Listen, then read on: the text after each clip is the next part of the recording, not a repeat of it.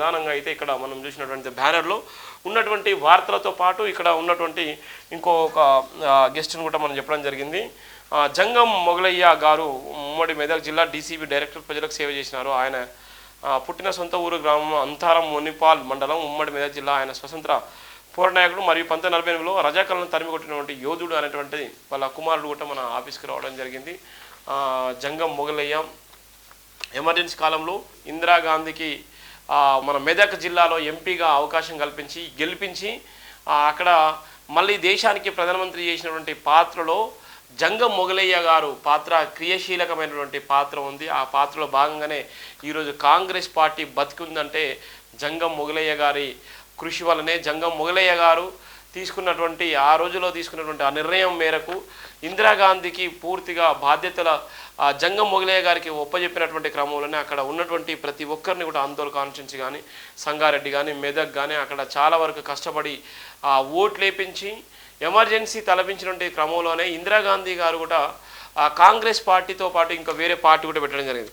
Congress party బహిష్కరించిన నేపథ్యంలో Congress party ఇందిరాగాంధీని బహిష్కరించినటువంటి క్రమంలోనే ఇందిరాగాంధీ గారు కొత్త పార్టీ పెట్టి కొత్త పార్టీ నుంచి ఓటమి చెందిన నేపథ్యంలోనే మళ్ళీ కాంగ్రెస్ పార్టీ నుంచి మెదక్ ఎంపీగా గెలిచి ఈ దేశానికి ప్రధానమంత్రి అయిన చరిత్రలో భాగంగా జంగం మొగలయ్య గారు పూర్తి బాధ్యత తీసుకొని గెలిపించి దేశం ఈరోజు కాంగ్రెస్ పార్టీ ఉందంటే జంగం మొగలయ్య గారి ఒక ఆలోచనతోనే. జంగం మొగలయ్య గారు ఈరోజు కాంగ్రెస్ పార్టీ ఈరోజు అనుభవించేటువంటి ప్రతి ఒక్కరు కూడా కాంగ్రెస్ పార్టీ ఇలా బతుకుందంటే జంగం మొగలయ్య చేసినటువంటి ఒక కృషి ఫలితంగానే ఈరోజు కాంగ్రెస్ పార్టీ ఉంది అనేటువంటి నేపథ్యం ఉంది. దానికి సంబంధించినటువంటి వాళ్ళ కుమారుడు జంగం మొగలయ్య గారి కుమారుడు రాములు గారు కూడా మన స్టూడియోలో ఉన్నారు. ఆయనతో కూడా మాట్లాడేటువంటి ప్రయత్నం చేద్దాం. రండి రాములు గారు. జై భీమ్. బాగున్నారా? ఎక్కడి నుంచి వచ్చారు? ఇట్లా అండి, ఇట్లా ఎక్కడి నుంచి వచ్చారు చెప్పండి. ఎక్కడి నుంచి వచ్చారు మీరు? సంగారెడ్డి నుంచి వచ్చాను. దేనికోసం వచ్చావు? ఏం చెప్పాలనుకుంటున్నావు చెప్పండి. నువ్వు ఏం చెప్పాలనుకుంటున్నావు? లైవ్ వెళ్ళిపోతుంది.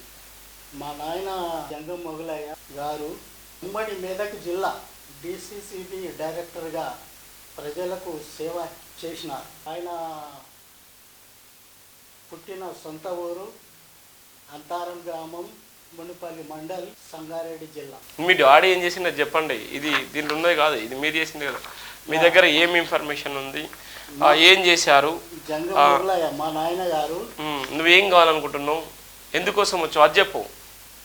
ఏం సేవ చేయాలనుకుంటున్నావు? అందోల్ నియోజకవర్గం మరియు అలాగే జైరాబాద్ నియోజకవర్గంలో ప్రజలకు చాలా సేవ చేసినారు.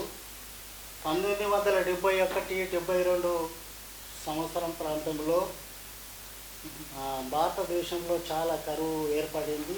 అప్పుడు ప్రధానమంత్రి ఇందిరాగాంధీ గారు ఉన్నారు. ఆ సమయంలో జంగం మొగలయ్య గారు అందోల్ నియోజకవర్గం అలాగే జైరాబాద్ నియోజకవర్గంలో కొంతమంది ప్రజలను కరీంనగర్ జిల్లాలో గల గోదావరి ఖనిలో ఎరువుల కర్మాగారం స్థాపితం చేయబడింది. అక్కడికి ఈ ప్రజలను తీసుకెళ్ళి అక్కడ కార్మికులకు ప్రజలకు ఎవరైతే ఇబ్బంది పడుతున్నారో రాములు గారు జంగం ఒక మాట ఎంపీగా 1978 సంవత్సరంలో భారతదేశం ఎమర్జెన్సీ ఎదుర్కొంటున్న కాలం అది క్రిస్టియన్లు ఇందిరాగాంధీ ఎంపీగా ఓడిపోయారు. భారతదేశంలోని కాంగ్రెస్ పార్టీ కూడా ఓటమైంది. కానీ ఆ సమయంలో జనతా పార్టీ అధికారంలోకి వచ్చింది. క్రిస్టియన్లు మొర్జారీ దేశాయి ప్రధానమంత్రి అయ్యారు. జనతా పార్టీ కూడా పొత్తుల ద్వారా ప్రభుత్వం ఏర్పడింది. కానీ ఎక్కువ రోజులు మనగడ సాధించలేకపోయింది. ఎమర్జెన్సీ తర్వాత క్రిస్టియన్లు ఇందిరాగాంధీ ఐఎన్సీ పార్టీ నుంచి బహిష్కరించారు. అప్పుడు క్రిస్టియన్లు ఇందిరాగాంధీ ఐఎన్సీ ఇందిరా కాంగ్రెస్ అనే కొత్త పార్టీ పెట్టిన తర్వాత మధ్యంతర ఎన్నికలు వచ్చాయి. ఇందిరాగాంధీ గారు ఉత్తర భారతదేశంలో ఓడినందుకు దక్షిణ భారతదేశం ఎంపీగా పోటీ చేయడానికి ఎంచుకుంది. 1980లో మెదక్ ఎంపీగా క్రిస్టియన్లు ఇందిరాగాంధీ పోటీ చేసినప్పుడు క్రిస్టియన్లు జంగం మొగలయ్య గారు వెన్నంటి ఉండి మెదక్ పార్లమెంట్ నియోజకవర్గం మొత్తం ఇందిరాగాంధీ వెంబడి తిరిగారు. క్రిస్టియన్లు జంగం మొగలయ్య గారికి జైరాబాద్, సంగారెడ్డి మరియు అందోల్ అసెంబ్లీ నియోజకవర్గం ప్రజలు ఆయనకు మంచి పట్టు ఉండడం వలన, ఆయన చేసిన సేవలు ప్రజలు గుర్తించడం వలన క్రిస్టియన్లు ఇందిరాగాంధీ గెలుపుకు సునాయాసంగా అయింది. అప్పుడు ఆమె ఘన విజయం సాధించి ప్రధానమంత్రి అయినారు. 1980 సంవత్సరంలో ఇందిరాగాంధీ ఓడినట్టయితే ఆమె ప్రధానమంత్రి కాకుండే ఉంటే ఆ కాంగ్రెస్ పార్టీ ఉండకుండే ఎందుకంటే 1970లో భారతదేశం ఎమర్జెన్సీలో ఉన్నప్పుడు ఇందిరాగాంధీ ఓడిపోయిన జనతా పార్టీ అధికారంలోకి వచ్చింది. ఇందిరాగాంధీని ఐఎన్సీ పార్టీ పెద్దలు బహిష్కరించారు. అప్పుడు ఇందిరాగాంధీ గారు ఐఎన్సీ కాంగ్రెస్ పార్టీ అని కూడా కొత్త పేరు పెట్టిన నేపథ్యం ఉంది. 1980లో క్రీశేషులు ఇందిరాగాంధీని మెదక్ ఎంపీగా గెలిపించినందుకు క్రీశేషులు జంగం మొగలయ్య గారికి 1983 ఎలక్షన్లో కాంగ్రెస్ ఎమ్మెల్యే టికెట్ హామీ ఇవ్వడం జరిగింది. క్రీశేషులు రాజనరసింహులు మంత్రిగా ఉన్నప్పుడు సిమెంట్ సంచుల కుంభకోణ అవినీతి ఆరోపణలు ఎదుర్కొన్నప్పుడు క్రీశేషులు ఇందిరాగాంధీ గారు రాజనరసింహులు గారికి ఆందోళన కాంగ్రెస్ టికెట్ నిరాకరించింది. 1980లో స్వతంత్ర అభ్యర్థిగా ఆందోళన ఎమ్మెల్యేగా క్రీశేషులు రాజనరసింహులు నిలబడి ఓడిపోయారు. తిరిగి మళ్ళీ రాజకీయాలకు రాలేదు. క్రీశేషులు అట్కరి లక్ష్మణ్జీ స్థానికేతుడు మాజీ మున్సిపల్ చైర్మన్ సంగారెడ్డి పనిచేశారు. వారు సీనియర్ కాంగ్రెస్ నాయకులు ఉన్నందున 1980లో అసెంబ్లీ ఎలక్షన్లో జంగం మొగలయ్య గారితో అట్కరి లక్ష్మణ్జీతో కూర్చి కాంగ్రెస్ టికెట్ ఇవ్వడం జరిగింది. 1983లో క్రీశేషులు జంగం మొగలయ్య గారు అందులో కాంగ్రెస్ టికెట్ త్యాగం చేశాడు. అందుకు ఇందిరాగాంధీ గారు జంగం మొగలయ్య గారికి వచ్చే స్థానిక ఎన్నికల్లో అందులో ఎమ్మెల్యే కాంగ్రెస్ టికెట్ ఇస్తారని హామీ ఇవ్వడం జరిగింది. 1984లో ఇందిరాగాంధీ చనిపోవడం వలన 1985 సాధారణ ఎలక్షన్లో క్రీస్తుశేషులు జంగం మొగలయ్య గారికి అందులో కాంగ్రెస్ ఎమ్మెల్యే టికెట్ రాలేకపోయిన నేపథ్యం ఉంది. ఇది ప్రధానంగా వాళ్ళు ఏదైతే జంగం మొగలయ్య గారికి సంబంధించినటువంటి ఫోటో వాళ్ళ కుమారుడు రాములు నా పక్కనే ఉన్నాడు. వాళ్ళు ఏంటంటే మా డాడీ కాంగ్రెస్ పార్టీకి చాలా సర్వీస్ చేసిండు. మా నాన్న త్యాగము ఈరోజు కాంగ్రెస్ పార్టీ బతికి ఉంది. అందోల్ కాన్స్టిట్యున్సీలో మా నాన్న రాజనరసింహ ఇప్పుడు ప్రస్తుతం ఉన్నటువంటి దామోదర్ రాజనరసింహ వాళ్ళ నాన్న రాజనరసింహట ఆ సారు కూడా అప్పుడు మంత్రిగా ఉన్నటువంటి క్రమంలోనే మంచి సంబంధాలు కూడా ఉండే. ఎవరైతే జంగం మొగలయ్య గారికి దామోదర్ రాజనరసింహ సార్ వల్ల నరసింహ సారు ఆ సార్ పేరు కూడా దామోదర రాజనరసింహ సారు ఆ సారుతో కూడా మంచి సంబంధాలు ఉండేనట. ఆ సంబంధాల్లో భాగంగా ఏదైతే స్థానికేతడికే అక్కడ ఎమ్మెల్యే టికెట్ ఇవ్వాలన్నటువంటి ఒక అప్పటి నుంచిలో ఉన్నటువంటి ఆ డిమాండ్కు అక్కడ ఉన్నటువంటి స్థానికులు కూడా అక్కడ ఇందిరాగాంధీని గెలిపించడంతో ఇందిరాగాంధీ గారు పూర్తి బాధ్యత తీసుకొని జంగం మొగలయ్య గారికి హామీ ఇవ్వడంతో ఇందిరాగాంధీ చనిపోవడం తర్వాత ఈయనకు అవకాశాలు లేకుండా పోయింది. తదనంతరం కూడా ఈయన ఎక్కడ కూడా పోటీ చేయలేదు. దాని తర్వాత కూడా ఈయన త్యాగము ప్రజలు ఇప్పటికీ కూడా గుర్తుపెట్టుకునేటువంటి నేపథ్యం ఉంది అన్నటువంటి సందర్భం మనతో చెప్పేటువంటి ప్రయత్నిస్తున్నారు. ఇంకా ఏం చెప్పాలనుకుంటున్నావు, నువ్వు ఏం చేస్తావు మరి? ఇక జంగం రాములు గారు మీరు ఇంకా అయితే నీకు ఏం కావాలి, ఎలాంటి అవకాశాలు కావాలి, ఏం చేస్తే బాగుంటుంది, ఏం చెప్పాలనుకుంటున్నావు? అందోల్ నియోజకవర్గంలో ప్రస్తుతం దామోదర్ రాజనరసింహ గారు ఎమ్మెల్యేగా ఉన్నారు. అయితే ఇప్పుడు ఇంతకుముందు చెప్పినట్లుగా కాంగ్రెస్ తరఫు నుంచి టికెట్ హామీ ఇవ్వడం జరిగింది. కానీ కొన్ని రాజకీయ కారణాల వల్ల మాకు ఆ టికెట్ దక్కలేదు. మా డాడీకి దక్కలేదు. ఆ సమయంలో అదే పరంపరలో ఏదైతే వస్తుందో ఆ తర్వాత ప్రస్తుతము అందోలు అసెంబ్లీ నియోజకవర్గం ఎమ్మెల్యే టికెట్ ఆయనకు జంగం మొగలయ్య కుమారుడైనటువంటి జంగం రాములు నాకు ఎమ్మెల్యే టికెట్ ఎవరు ఇవ్వాలి? అధిష్టానం ఒకవేళ ఇస్తే పోటీ చేయాలని అనుకుంటున్నాను. ఓకే, అంటే అప్పుడు ఎమర్జెన్సీ సమయంలో మీ డాడీ కాంగ్రెస్ పార్టీని కాపాడింది కాబట్టి అప్పుడు మా డాడీకి ఇచ్చేది నువ్వు టికెట్ తీసుకోవాలి. అక్కడ ఉన్నటువంటి మరి అందరితో మన సంబంధాలు డబ్బులు ఇవ్వాలి. ఉన్నటువంటి రాజకీయాలు అంటే కోట్ల రూపాయలు డబ్బులు ఖర్చు పెట్టుకునేటువంటి పరిస్థితి ఉంది. అన్ని కోట్ల రూపాయలు ఖర్చు పెట్టుకుంటాం. ఇలా ఉన్నటువంటి డబ్బుతో సంబంధం లేదు. కోట్ల డబ్బు ఇస్తే కూడా ఓడిపోయిన వాళ్ళు ఉన్నారు చరిత్రలో.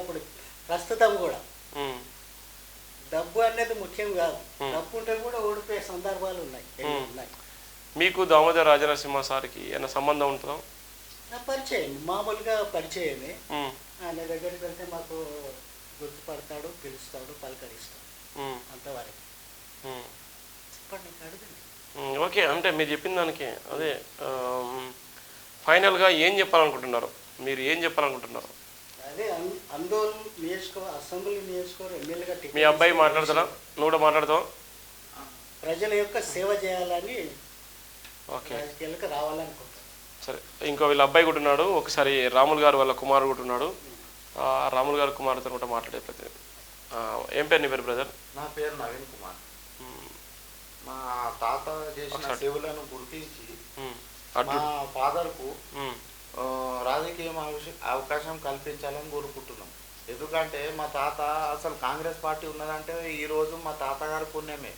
ఆయన ఆ రోజు ఇందిరాగాంధీని గెలిపియకపోతే ఏమైతుండే అంటే పార్టీ అనేది ఉండకుండే. ఎందుకంటే అప్పటికే జనతా పార్టీ ఉండే కాబట్టి ఆ రోజు ఆమెను గెలిపించడం వల్ల ప్రధానమంత్రి కావడం వల్ల ఈ రోజు ఆ పార్టీ ఇప్పటి వరకు బతుకున్నది భారతదేశంలో. ఇక దాని మూలంగా మా సేవలను గుర్తించి మాకు రాజకీయ భవిష్యత్తు ఇవ్వాలని మేము కోరుకుంటున్నాం.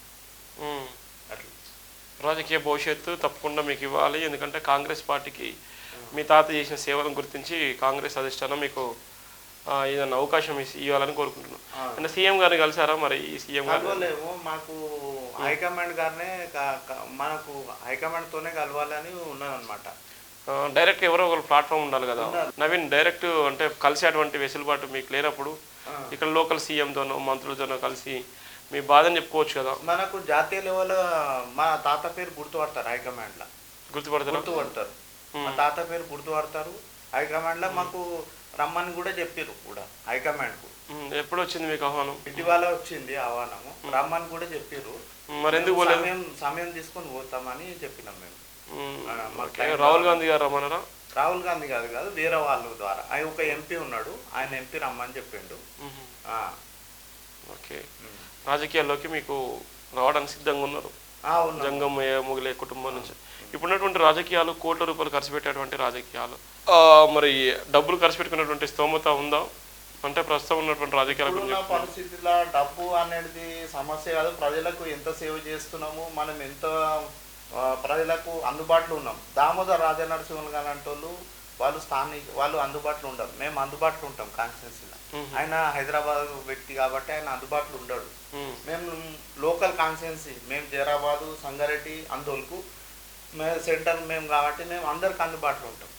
ప్రజల సేవ ఏ చిన్న విషయం ఉన్నా కానీ మేము కలెక్టర్ ఆఫీస్ కానీ ఏది కానీ పోయి మేము పని చేపిస్తాం అన్నమాట. అట్లా అందుబాటులో ఉంటాం. ఆయన రాలేడు, అట్లా మేము ప్రజలకు అందుబాటులో ఉంటాం కాబట్టి మేము సేవ చేయగలుగుతాం. మాకు డబ్బు అనేది మాకు అది ముఖ్యం కాదు, మనకు ప్రజల సేవ మా ముఖ్యం. ఓకే, సరే, అవకాశం కోసం ఎదురు చూస్తున్నారు. అధిష్టానం వస్తే తప్పకుండా అధిష్టానం పిలుపు మేరకు మీరు వెళ్ళి కలిసి మీ ఏదైతే మీ కార్యాచరణ ప్రకటిస్తారా? ఓకే, ఇది జంగయ్య గారి కుమారుడు ఆయన మాట. తర్వాత రాములు గారి కుమారుడి కూడా వాళ్ళ కుమారుడు కూడా ఇద్దరి మాట కూడా అదే ఉంది. అధిష్టానం పిలిపిస్తే మేము తప్పకుండా వెళ్ళి మేము మా యొక్క భవిష్యత్తు గురించి మేము డిసైడ్ చేస్తాను చెప్తున్నారు. Thank you so much brother. జై భీమ్. దండాలు. జై భీమ్. లేదు, జై భీమ్, జై భీమ్. మీరు ఆల్ ది బెస్ట్ చేసుకోండి.